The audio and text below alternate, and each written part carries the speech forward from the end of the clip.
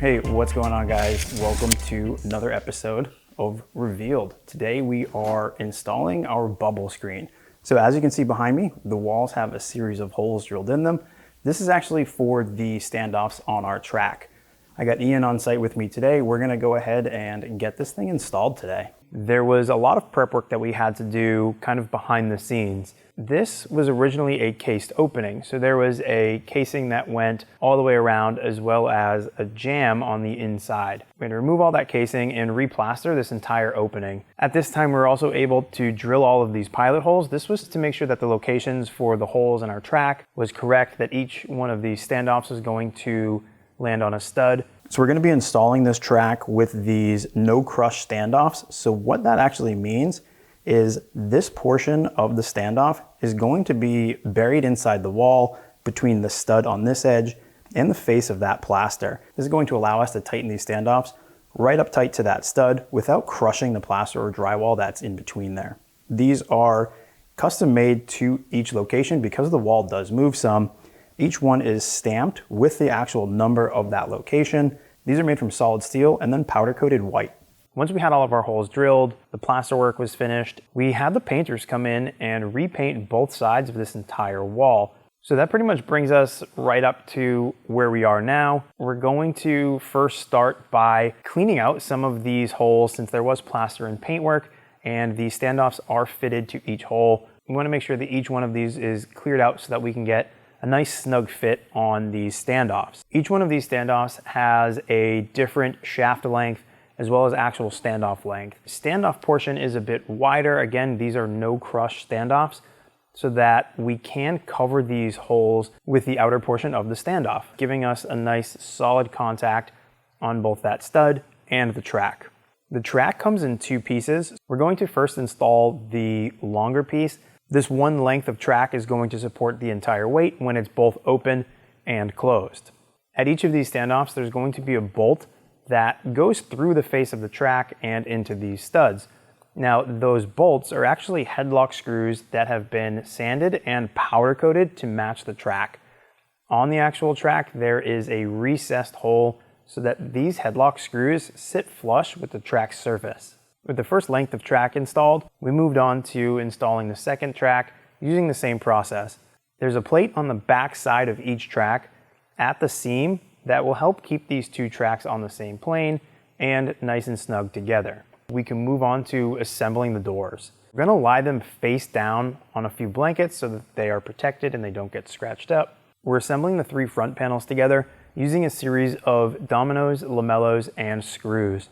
This allows us to have completely hidden fasteners on that face. Oh, there she is. Sweet. That's the method. Not even your crisp. That grain match though. Mm-hmm. Dem custom paint.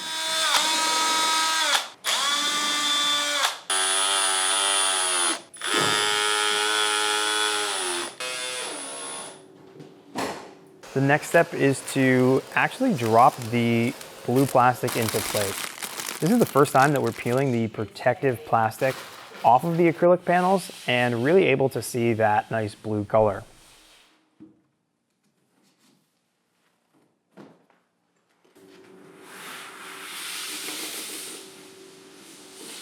Dropping those acrylic panels into place and then removing the protective film from the back side. Yeah, can we get over the stupid crack we did in college? No? The wheels for this unit have a bolt going through the wheel, which has a few bushings on the inside, and then into a T-nut that is buried into the back side of that panel. This allows us to be flush on both sides and for that wheel to operate smoothly. We went ahead and assembled the back side of the screen. This one we did standing up. Okay, I have a snare set. Yeah, I got it. And then dropped it into place once we had it fully assembled. Again, we're using a series of dominoes, lamellos, and screws so that we can have all of these hidden fasteners.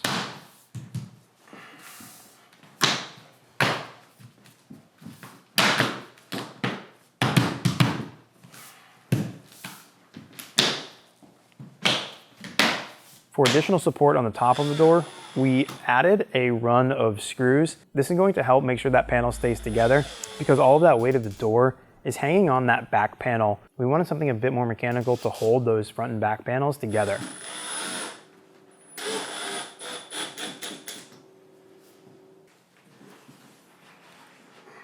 With the door fully assembled, we can go ahead and stand this door up, walk it closer to the track, and then lift it up into place.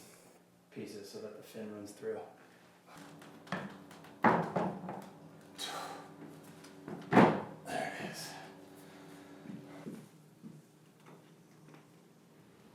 From here, we can get an idea of what this door is going to look like and how it's going to slide on that track.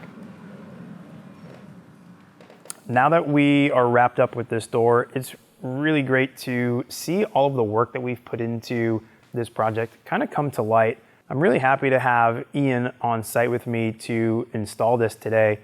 He's put a lot of time and effort into this project, and while he's mostly in the shop, it was nice for him to be able to come out of the shop and actually see his hard work finished and in that space, and getting a little bit of gratification from seeing this completed project that he had worked so hard on. Once we're able to stand back and see the screen in both the open and closed position, it was really interesting to see how different the screen looks in both positions.